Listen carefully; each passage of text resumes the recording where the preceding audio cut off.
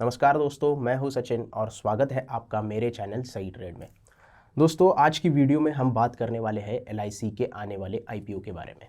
बहुत लोग एलआईसी के आईपीओ के वेट कर रहे हैं। इंडिया का सबसे बड़ा आईपीओ इसे कहा जा रहा है। साइज़ इसकी जो निकल के आ रही है वो बहुत बड़ी निकल के आ रही है और जो रिटेल इन्वेस्टर है उनको यहाँ पे बहुत उम्मीद है कि एलआईसी में हमें अच्छा खासा कोटा मिलेगा और हमें कुछ यहाँ पे डिस्काउंट मिलेगा ताकि हम भी शेयर मार्केट में हमारा जो इक्विटी में इन्वेस्टमेंट है वो कर सके। और ऐसा होता हुआ भी दिखाई दे रहा है। 10% का एलआईसी ने शेयर जो पॉलिसी होल्डर्स है उनके लिए एक कोटा अलग से रखा है, उनके लिए डिस्काउंट प्राइस भी आने वाली है। अभी पूरा टेंटेटिव डेटा आया है कि कब इशू आएगा, क्या प्राइस बैंड होगा, कितनी साइज़ होगी, ये सारा टेंटेटिव डेटा है। इसके बारे में हम अलग से एक वीडियो बनाएंगे, लेकिन आज हम बात करने वाले हैं स्ट्रेंथ के बारे में और कुछ वीकनेसेस के बारे में जो आपको पता होनी चाहिए एलआईसी के आईपीओ में अप्लाई करने से पहले। दोस्तों, अगर आपने अभी तक डीमैट अकाउंट ओपन नहीं किया है तो डिस्क्रिप्शन में पेटीएम मनी और जीरोधा के लिंक्स है जिसको यूज करके आप अपना डीमैट अकाउंट खोल सकते हैं, जिससे आपको एलआईसी का आईपीओ अप्लाई करने के लिए आसानी हो जाएगी। तो चलिए शुरू करते हैं आज का वीडियो और देखते हैं एलआईसी के बारे में डिटेल जानकारी। आपको तो पता है हर लोग इंश्योरेंस खरीदते हैं, म्यूचुअल फंड खरीदते हैं। इंश्योरेंस तो हेल्थ इंश्योरेंस हो गया या फिर कोई भी आपका एजुकेशन का इंश्योरेंस हो गया, सारी चीज़ें खरीदते हैं। टर्म इंश्योरेंस खरीदते हैं, लेकिन इस इंश्योरेंस की दुनिया को जो बादशाहत है इंडिया में, उसे कहा जाता है एलआईसी। एलआईसी की बादशाहत रही है। जब से एलआईसी का फॉर्मेशन हुआ है तब से लोगों का जो ट्रस्ट है वो एलआईसी के ऊपर रहा है। अर्बन एरियाज़ में थोड़ा आप जाएंगे तो अभी आपको दूसरे इंश्योरेंस के बारे में पता चलता है, लोगों को पता होता है, लेकिन रूरल एरिया में आज एलआईसी का अभी भी बोलबाला है। जब भी आप रूरल एरिया में जाते हो तो उनको इतना ऑनलाइन प्लेटफॉर्म के बारे में ये सारी चीज़ें पता नहीं होती है और एलआईसी के बारे में ज़रूर पता होता है कि कोई ना कोई रिलेटिव जैसा हमारा होता है, कोई ना कोई पहचान वाला होता है जो हमसे कहता है कि एलआईसी में आप इंश्योरेंस कर लो, आपको अगर लाइफ इंश्योरेंस करना है तो एलआईसी में कर लो। तो यही चीज़ एलआईसी को दुनिया का 5वां सबसे बड़ा इंश्योरेंस कंपनी बनाती है और इंडिया का नंबर 1 इंश्योरेंस कंपनी बनाती है। देखिए कितनी बड़ी कंपनी है ये। दुनिया की 5वीं सबसे बड़ी इंश्योरेंस कंपनी है और इंडिया की नंबर 1 इंश्योरेंस कंपनी है जो कि लोगों तक पहुंची है। तो ये एक सबसे बड़ी स्ट्रेंथ है उसकी क्योंकि लोग जानते हैं एलआईसी के बारे में। बहुत सारे छोटे तबके के लोग जो होते हैं जिनकी आमदनी बहुत कम होती है उनको भी एलआईसी के बारे में पता है और उनको भी जानकारी है कि हम एलआईसी में अच्छी तरीके से छोटे प्रीमियम के साथ इंश्योरेंस बाय कर सकते हैं।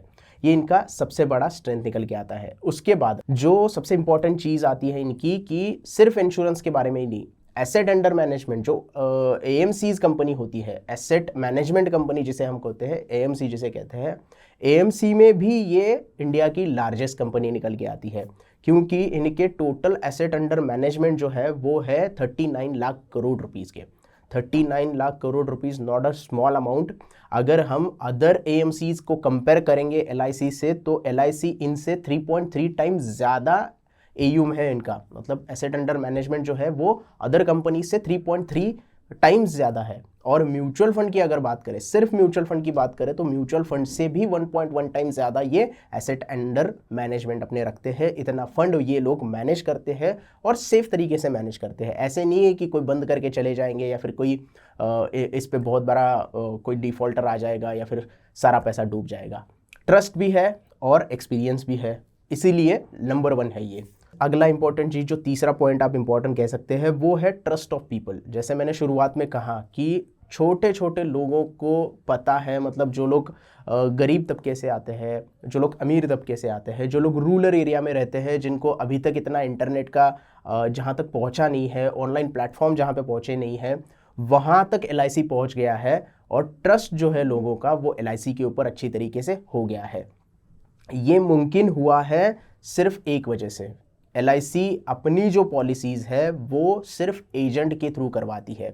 हर एक एजेंट हर एक आदमी के घर जाता है, उसे पॉलिसी समझाता है और उसको भरोसा दिलाता है कि आप एलआईसी में पॉलिसी अगर करोगे तो आप फ़ायदे में रहोगे, आपका लाइफ इंश्योरेंस निकल जाएगा और अच्छी तरीके से आपको वहाँ पे रिटर्न, मतलब जो भी है आपके बाद हो एलआईसी, जैसे कि एलआईसी की टैगलाइन है जीवन के साथ भी जीवन के बाद भी, ये आपको वो बहुत अच्छी तरीके से समझा देता है और उससे आपका एक ट्रस्ट जनरेट होता है कि कोई पहचान वाला बंदा है, हमारे रिलेटिव में कोई ना कोई एजेंट रहा होता है, एलआईसी का एजेंट होता है, उस आदमी के ऊपर हमारा भरोसा होता है और इसीलिए हम एलआईसी के ऊपर भरोसा रखते हैं।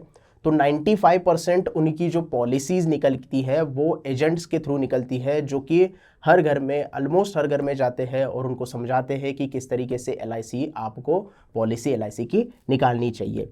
तो FY21 तक अगर बात करें तो लगभग 13.5 लाख एजेंट्स इनके पास है, जो कि हर जगह पे फैलते हैं और इनकी पॉलिसी की सेल्स करते हैं।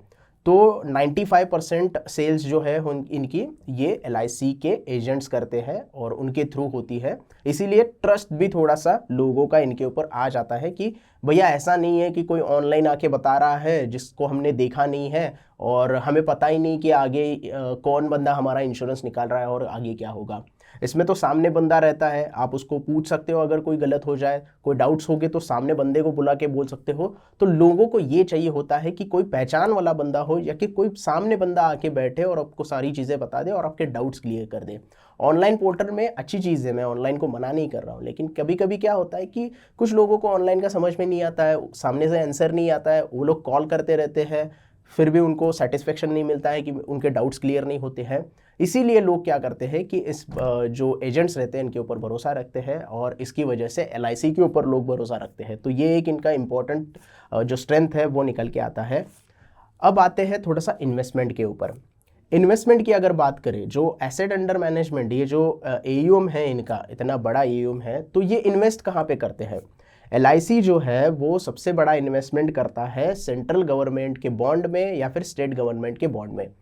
तो टोटल AUM अगर हम कैलकुलेट करें तो 14.8 लाख करोड़, 14.8 लाख करोड़ का इनका जो इन्वेस्टमेंट है वो सिर्फ सेंट्रल गवर्नमेंट की सिक्योरिटीज़ में है। सेंट्रल गवर्नमेंट की सिक्योरिटीज़ में गवर्नमेंट के बॉन्ड्स आ गए, इनके ट्रेजरी बिल्स आ गए, कमर्शियल पेपर्स आ गए, इसके ऊपर यानी कि डेट फंड जो होता है इसमें बहुत सारे पैसा ये इन्वेस्ट करके रखते हैं। और आप सबको पता है कि डेट फंड गवर्नमेंट का अगर आप ले लेते हो तो काफ़ी सेफ तरीके से होता है और रिटर्न भी इसमें अच्छे खासे जनरेट हो जाते हैं। हालांकि लो रिटर्न्स रहते हैं लेकिन एक सेफ इन्वेस्टमेंट इसको माना जाता है। तो इनका लगभग 37.45% जो है वो सेंट्रल गवर्नमेंट की इन जो बॉन्ड्स और सिक्योरिटीज़ में है वहाँ पे इन्वेस्टेड है।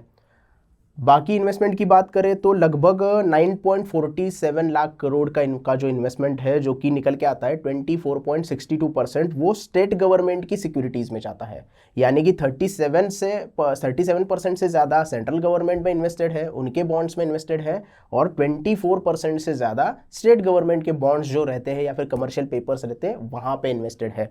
तो इन दोनों जगह पे इन्वेस्टमेंट काफ़ी हद तक सेफ हो जाती है, यहाँ पे ज़्यादा रिस्क नहीं होती है, आपकी जो रिस्क है वो यहाँ पे कवर हो जाती है या फिर सेफ तरीके से इन्वेस्टमेंट इसकी हो जाती है। इक्विटी सेक्शन में भी LICs शेयर्स बाय करती है, कंपनी में अपना स्टेक बढ़ाती है, वो तो हम देखते ही रहते हैं, न्यूज़ में हम देखते हैं कि किसी पर्टिकुलर स्टॉक में LIC ने इन्वेस्टमेंट की है और उनका स्टेक बढ़ा दिया है, या फिर किसी पर्टिकुलर स्टॉक में स्टेक कम कर दिया है, ये सारी चीज़ें तो चलती रहती है। तो वो अमाउंट कितना है? वो अमाउंट निकल के आता है 9.78 लाख करोड़ रुपीज़। लगभग 24.78% जो इन्वेस्टमेंट है वो इक्विटीज़ में की गई है, स्टॉक्स में इन्वेस्टमेंट की है, किसी पर्टिकुलर कंपनीज को सिलेक्ट करके या फिर सेक्टर को सिलेक्ट करके उनमें इन्वेस्टमेंट की है। तो इन्वेस्टमेंट के हिसाब से अगर हम देखें तो LIC का सबसे ज़्यादा जो इन्वेस्टमेंट है वो सेफ इंस्ट्रूमेंट में आता है, यानी कि गवर्नमेंट बॉन्ड्स में और स्टेट गवर्नमेंट के बॉन्ड्स में आता है। इसमें क्या होता है कि गवर्नमेंट इनसे लोन लेता है, उसके बदले वो बॉन्ड उनको दे देते हैं और गवर्नमेंट इंटरेस्ट के साथ इनको पैसे वापस कर देता है और अपने बॉन्ड वापस ले लेता है। तो ऐसी बात तो है नहीं कि गवर्नमेंट कहीं डिफ़ॉल्ट करके भाग जाएगी। गवर्नमेंट को देश चलाना है, सारी चीज़ें चलानी है, तो उनको इंटरेस्ट के साथ वैसा वापस ही देना पड़ता है। तो इनका जो मेजर अमाउंट ऑफ इन्वेस्टमेंट है वो गवर्नमेंट के बॉन्ड्स में है, इसकी वजह से एक सेफ इन्वेस्टमेंट ये लोग करते हैं जिसके ऊपर ये रिटर्न्स भी कमाते हैं।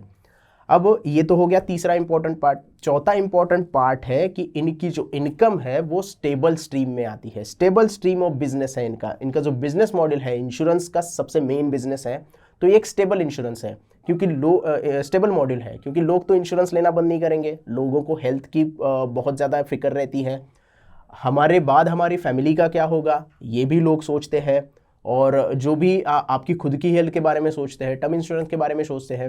अभी रिसेंटली कोविड का सिचुएशन आ गया, तब तो लोग बहुत ज़्यादा हेल्थ के बारे में सीरियस हो गए, अपने बाद परिवार का क्या होगा इसके बारे में ज़्यादा सोचने लगे।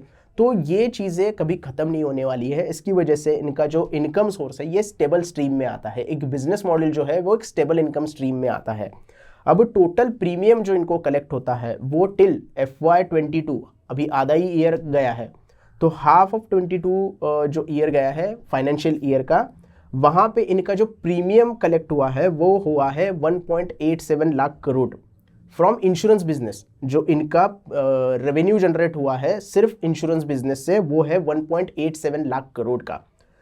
अदर इनकम भी है, लेकिन सबसे बड़ा जो इनका इनकम सोर्स है या फिर रेवेन्यू जनरेशन का सोर्स है वो इंश्योरेंस बिजनेस है, जिसमें उन्होंने 1.8 लाख करोड़ रुपीस का इनकम यहाँ पे जनरेट किया है।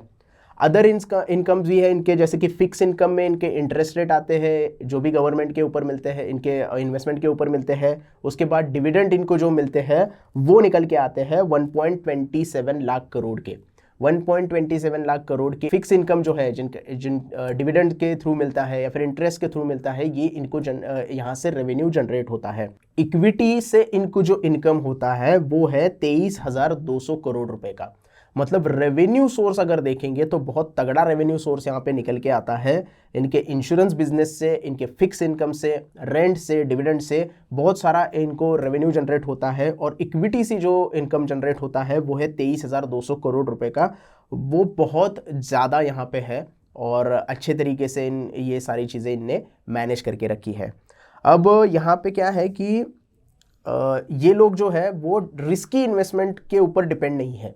मतलब ऐसा नहीं है कि कोई रिस्की इन्वेस्टमेंट किया है जहाँ पे पैसे डूबने वाले हैं और इनको रेवेन्यू वहाँ पे नहीं आएगा या फिर रिटर्न्स नहीं आएंगे।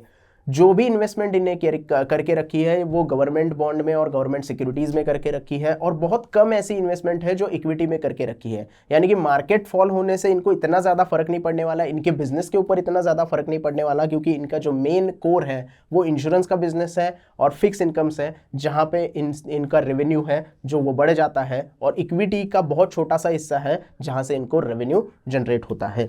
अब जो LIC के पास 20,000 करोड़ रुपए ऐसे पड़े हुए हैं जो कि प्रीमियम अनक्लेम्ड है, मतलब इंश्योरेंस अनक्लेम्ड है। कभी कभी होता है बहुत सारे गरीब लोग रहते हैं, उनके पास रखने के लिए, पेपर्स रखने के लिए जगह नहीं होती है, उनको पता नहीं होता है कि क्या इंपॉर्टेंस है इसका, या फिर कभी कभी नेचुरल डिजास्टर आ जाता है, भूकंप आ गया, बाढ़ आ गया और पेपर बह गए, या फिर कोई और चीज़ हो गई, पेपर गुम जाते हैं, तो या फिर कोई बंदे मर जाते हैं। ऐसा होना नहीं चाहिए, लेकिन हो सकता है नेचुरल कॉजेस से डेथ हो जाए और उनको पता नहीं हो कि इंश्योरेंस लेके रखा है, पेपर नहीं मिल रहे हैं। तो ऐसे जो अनक्लेम इंश्योरेंस रहते हैं वो 20,000 करोड़ के LIC के पास है। तो वो तो अभी वैसा ही पैसा पड़ा हुआ है, अभी उसको हाथ ही नहीं लगाया है। तो इसका अगर यूटिलाइजेशन करेंगे तो अच्छी खासी वहाँ पे वो लोग इन्वेस्टमेंट भी कर सकते हैं, या फिर उनके पास कैश उतना अवेलेबल हो सकता है जो कि अनक्लेम्ड है। कैश नहीं कह सकते इसको, अनक्लेम्ड इंश्योरेंस से कह सकते हैं, जो कि उनके पास अभी अवेलेबल है।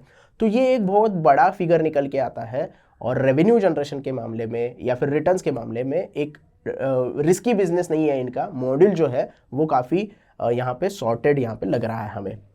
उसके बाद जो इम्पॉर्टेंट चीज़ निकल के आती है, सबसे इम्पॉर्टेंट चीज़, सबसे बड़ी स्ट्रेंथ ये बन सकती है अगर ये IPO सक्सेस हो जाता है। तो वो स्ट्रेंथ क्या है कि ये IPO इतना बड़ा है, इशू साइज इतना बड़ा है कि ये जो इंग्लैंड का ब्रिटेन का FTSE इंडेक्स है, FTSE जो इंडेक्स है वहाँ पे लिस्ट हो सकता है, इतनी बड़ी इसकी साइज हो गई है। या फिर वर्ल्ड के MSCI इंडेक्स में ये लिस्ट हो सकता है, ऐसी बात चल रही है। मतलब ये कंफर्म नहीं है, लेकिन इतना बड़ा इशू है कि वहाँ पे भी वो इन्वेस्ट हो सकता है। और जो फॉरेन इन्वेस्टर है, जो इन्वेस्टमेंट ह्यूज इन्वेस्टमेंट करते हैं, वहाँ से इन्वेस्टमेंट आने के चांसेस है अगर ये IPO सक्सेसफुली हो जाता है, या फिर सक्सेस हो जाता है IPO, अच्छा खासा इसको रिस्पॉन्स मिल जाता है। तो अगर वो बाहर की इंडेक्स में लिस्ट हो जाएगा तो वहाँ के इन्वेस्टर आ जाएंगे, और उसके बाद प्राइसिंग अच्छी खासी इस IPO की जो है या फिर स्टॉक की जो है वो बढ़ने के चांसेस है। तो ये बहुत सारे यहाँ पे स्ट्रेंथ हमें देखने के लिए मिलते हैं। सबसे बड़ा है ट्रस्ट, उसके बाद है नंबर 1 इंडियन इंश्योरेंस कंपनी, लोगों तक पहुंची हुई कंपनी है। तो ये कुछ स्ट्रेंथ एलआईसी के निकल के आते हैं जो आपको अट्रैक्ट कर सकते हैं आईपीओ में इन्वेस्ट करने के लिए। और क्यों ना करें, बहुत बड़ी यहाँ पे आपको एक अपॉर्चुनिटी मिल रही है मार्केट में। कोई लोग अगर नए हैं तो वो इन्वेस्ट करने के लिए आ सकते हैं और उसके बाद इस आईपीओ से अपनी मार्केट की जर्नी जो है वो शुरुआत कर सकते हो और काफ़ी अच्छा आईपीओ को रिस्पॉन्स मिलने के चांसेस है। लेकिन उससे पहले वीकनेस भी जाननी ज़रूरी है। सिर्फ अच्छी चीज़ें देखनी नहीं चाहिए। किसी भी कंपनी का फंडामेंटल एनालिसिस अगर करना है तो सिर्फ अच्छी चीज़ें देखोगे तो थोड़ा सा फंस सकते हो। थोड़ी सी वीकनेस भी हमें देखनी चाहिए ताकि हमें पता चले कि किस तरीके से इसका बिजनेस रन होता है, आगे जाके इसमें ग्रोथ होने वाली है या नहीं है। और ग्रोथ के चक्कर में थोड़ी सी एलआईसी पीछे पड़ जाती है। ये देखते हैं वीकनेस के बारे में। उससे पहले अगर स्टॉक मार्केट के बारे में आप अच्छी जानकारी या फिर सीखना चाहते हैं प्रीमियम कंटेंट के लिए, आप हमसे जुड़ सकते हैं। हम जल्द ही ज्वाइन बटन देने वाले हैं, उस ज्वाइन बटन से आप हमसे जुड़ सकते हैं और जो स्टॉक मार्केट का प्रीमियम कंटेंट है, जो भी स्ट्रैटेजीज है, वो आप हमसे सीख सकते हैं। तो stay tune guys, join button जल्दी ही आने वाला है। तो let's back to the point, weakness के ऊपर बात करते हैं। सबसे बड़ा वीकनेस यहाँ पे एलआईसी का निकल के आता है। सबसे बड़ी स्ट्रेंथ तो हमने देखी कि रेवेन्यू जनरेशन बहुत अच्छे तरीके से हो रहा है, लेकिन जो रेवेन्यू जनरेट हो रहा है उससे नेट प्रॉफिट कितना हो रहा है, यहाँ पे थोड़ी सी दिक्कत आपको आ सकती है। FY22 अभी का हाफ ईयर का अगर हम बात करें तो इनका नेट प्रॉफिट सिर्फ 1500 करोड़ रुपए का है। अब इतना बड़ा रेवेन्यू जनरेशन है, फिर भी 1500 करोड़ का सिर्फ नेट प्रॉफिट आ रहा है, तो थोड़ा सा ग्रोथ यहाँ पे कम दिखाई देती है अगर हम एज अ कंपनी की बात करें। अगर लास्ट ईयर की हम बात करें तो 2906 करोड़ रुपए का सिर्फ प्रॉफिट हुआ था। नेट प्रॉफिट की मैं बात कर रहा हूं यहाँ पे, उनको उतना प्रॉफिट हुआ था। और उससे पहले साल की अगर बात करें तो 2700 करोड़ के आसपास इनको नेट प्रॉफिट हुआ था। तो सालाना सिर्फ 150% के हिसाब से ये ग्रोथ कर रहे हैं। इतना बड़ा रेवेन्यू, इतना बड़ा कंपनी और इतना नंबर 1 लार्जेस्ट कंपनी होने के बावजूद भी इनका जो ग्रोथ है वो बहुत स्लो है यहाँ पे। तो ये इफेक्ट कर सकता है स्टॉक लिस्ट होने के बाद। जो भी फंडामेंटल एनालिसिस डिटेल में करेगा तो ये उनको थोड़ा सा इफेक्ट दिखाई देगा। सालाना 150 करोड़ से ही प्रॉफिट इनका ग्रोथ हो रहा है, रेवेन्यू जनरेशन कई ज़्यादा है, फिर भी ये यहाँ पे नहीं दिखाई दे रहा है ग्रोथ में। तो ये एक वीकनेस दिखाई दे सकती है अगर आप डीप में थोड़ा सा एनालिसिस करेंगे। और दूसरी जो वीकनेस है वो है 2016 में अगर आप देखेंगे तो एलआईसी में जो लोग इंश्योरेंस करते थे या फिर ओवरऑल इंश्योरेंस सेक्टर में कोई भी इंश्योरेंस लेता था तो 50% मार्केट शेयर था 2016 में एलआईसी का, जो कि घटते घटते 2022 की अगर हम बात करें तो वो 44% पर आ गया है। मतलब इतना डिक्लाइन देखने के लिए मिल रहा है इनके बिजनेस में, इंश्योरेंस बिजनेस में। इसकी वजह एक है कि ये ऑनलाइन गए नहीं है। पैंडेमिक आया था, पैंडेमिक में सब लोग घर में बैठे थे, तो इनका एजेंट जो है वो भी घर में बैठा था, क्योंकि इनका जो रेवेन्यू का जनरेशन है वो 95% जो सेल है इनका वो एजेंट्स के थ्रू होता है। और एजेंट्स घर में बैठ गए तो एजेंट्स कहीं जा नहीं सकते थे, फ़ोन के ऊपर इतना समझाना ठीक नहीं है, मतलब वो लोगों तक बात नहीं पहुंचती है। और ऑनलाइन पोर्टल में इनका बिजनेस बहुत कम है। बहुत कम ऐसी पॉलिसीज़ है जो ऑनलाइन पोर्टल पे अवेलेबल है या ऑनलाइन पोर्टल के थ्रू ये बेचते हैं। तो ये इनको इफेक्ट हो गया है कि 2016 में जो इनका मार्केट शेयर 56% था वो 2022 में 12% डाउन होकर 44% रह गया है। तो ये एक हिट इनको लगा है, ये इनकी एक वीकनेस हो सकती है अगर ये जल्द से जल्द ऑनलाइन प्लेटफॉर्म के ऊपर अपने जो प्लान्स है वो नहीं लेके आते हैं तो। हालांकि इन्होंने बोला है कि हम ऑनलाइन प्लेटफॉर्म के ऊपर भी हमारे प्लान जो है वो लाने वाले हैं, लेकिन जब इम्प्लीमेंट होगा तब देखा जाएगा किस तरीके से रिस्पॉन्स आता है। फिलहाल तो ये एक वीकनेस यहाँ पे हमें दिखाई दे रहा है और थोड़ा सा यहाँ पे डिक्लाइन बिजनेस में, इंश्योरेंस के बिजनेस में इनको सहन करना पड़ रहा है 2016 से लेके 2022 तक। उसके बाद जो तीसरी वीकनेस मुझे यहाँ पे दिखाई दी वो है कि गवर्नमेंट ओन कंपनी रहेगी। गवर्नमेंट सिर्फ 5% सेल बेच रही है और आप समझ रहे हैं कि गवर्नमेंट की कंपनी की क्या हालत होती है। आपके सामने बहुत सारी कंपनीज ऐसी है गवर्नमेंट की जिसकी हालत बहुत ख़राब हो गई है। तो ये एक थोड़ा सा साइकोलॉजिकल इशू हो सकता है कि गवर्नमेंट ओन कंपनी है, पता नहीं गवर्नमेंट इसके बारे में क्या सोचेगी। आज सिर्फ 5% गवर्नमेंट इसका स्टेक बेच रही है, लेकिन गवर्नमेंट के कंट्रोल में ही रहेगी, स्टेट गवर्नमेंट के कंट्रोल में रहेगी कंपनी, या फिर सेंट्रल गवर्नमेंट के कंपनी ओन में रहेगी, तो गवर्नमेंट की कंपनियों का प्रीवियस जो कंपनी से हमने हाल देखा है, ऐसा हाल ना हो इस कंपनी का। इसकी वजह से थोड़ा सा ये वीकनेस मुझे नज़र आता है। उसके बाद सबसे इंपॉर्टेंट चीज़ नज़र आती है वो है एनपीए, क्योंकि ये इंश्योरेंस कंपनी है, एसेट मैनेजमेंट कंपनी है, तो एनपीए पे बात करनी बहुत इंपॉर्टेंट है। अभी जो एलआईसी ने एनपीए रिपोर्ट की है या फिर एनपीए बताई है वो है 7%, लेकिन एक्चुअल फिगर क्या है ये हमें पता नहीं है। इससे बड़ी भी एनपीए निकल के आ सकती है। तो ये एक्चुअल फिगर जब तक नहीं आती तब तक ये थोड़ा सा हमें दिक्कत में डाल सकती है कि एनपीए के जो परसेंटेज है वो बहुत ही हाई साइड पे दिखाई दे रहा है। 7% इनके कंपनी के हिसाब से थोड़ा सा कम दिखाई दे सकते हैं, रेवेन्यू और कंपनी की साइज़ के हिसाब से कम दिखाई दे सकते हैं, लेकिन ये एक्चुअल आंकड़ा नहीं है। एक्चुअल आंकड़ा इससे बड़ा होने के चांसेस हो सकते हैं। उसके बाद लास्ट जो इंपॉर्टेंट पॉइंट है या फिर वीकनेस आप कह सकते हैं वो है fear of market correction. FIIs लगातार मार्केट में बेच रहे हैं। दिसंबर से लेके हम आज देख रहे हैं कि 18,600 का हाई बनाने के बाद हमने 16,400 का लो बनाया है। अभी थोड़ा सा रशिया और यूक्रेन का टेंशन भी चल रहा है, तो मार्केट कभी भी करेक्ट हो सकता है, बहुत वोलेटिलिटी है। उसके बीच में ये आईपीओ लेके आ रहे हैं। तो पेटीएम का हाल क्या हुआ था आपने सबने देखा था, या फिर आपको अगर याद होगा 2020 में एसबीआई कार्ड का आईपीओ आया था, उसकी भी बहुत ज़्यादा हाइप हो गई थी, रिस्पांस भी अच्छा आ गया था आईपीओ को, लेकिन पैंडेमिक की सिचुएशन में अटक गया था और माइनस में ओपन हो गया था या फिर डिस्काउंट पे ओपन हो गया था। तो ये फियर ऑफ मार्केट करेक्शन भी इनको थोड़ा सा यहाँ पे हमें थोड़ा सा वीकनेस नज़र आता है।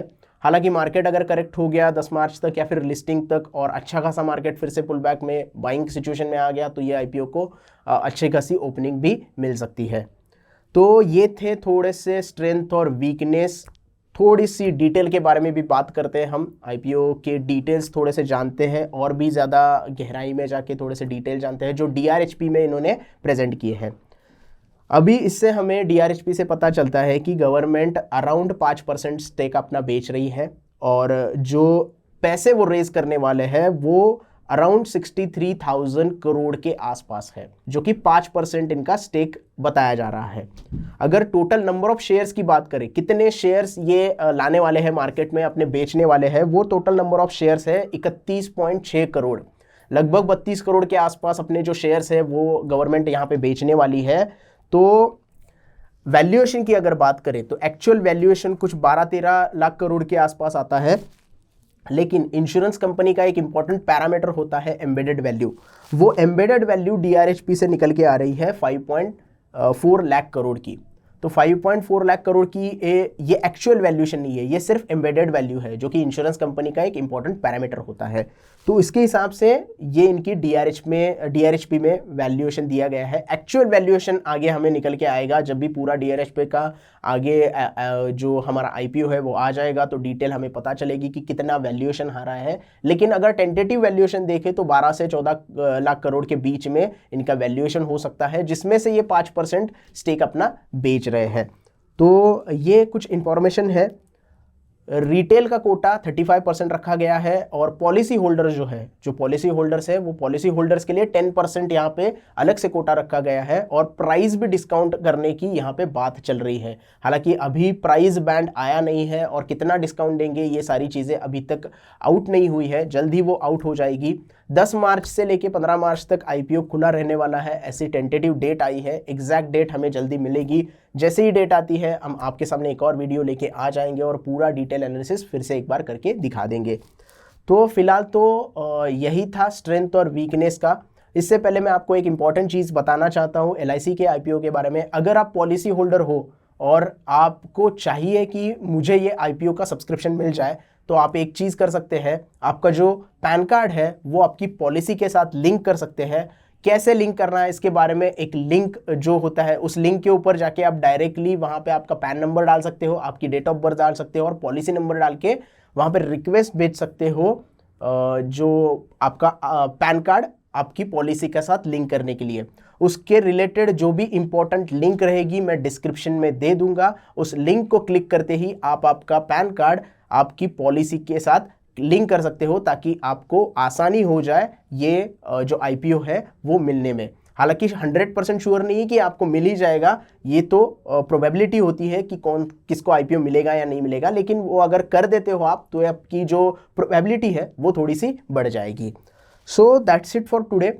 ये था पूरा स्ट्रेंथ और वीकनेस के ऊपर एलआईसी के आईपीओ में आपको अप्लाई करना चाहिए या नहीं। अब मैं आपको अपना मेरा कंक्लूजन देना चाहता हूँ। बहुत बड़ा आईपीओ है, अप्लाई करने में कोई हर्ज नहीं है, अप्लाई कीजिएगा। अप्लाई करते टाइम पे आप डिफरेंट अकाउंट से अप्लाई कीजिएगा, आपके फैमिली मेम्बर्स के अकाउंट के ऊपर अप्लाई कीजिएगा।